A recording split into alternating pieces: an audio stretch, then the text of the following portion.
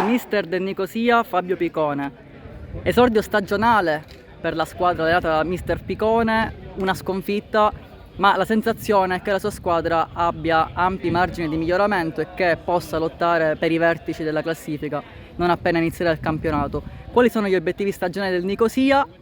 e se crede alla possibilità di rimontare nella gara di ritorno di Coppa Italia? Innanzitutto buonasera, sì, ci resta il rammarico di oggi per una prestazione effettuata secondo me bene, soprattutto nel primo tempo, dove abbiamo avuto il pallino del gioco, dove abbiamo creato molte palle e gol,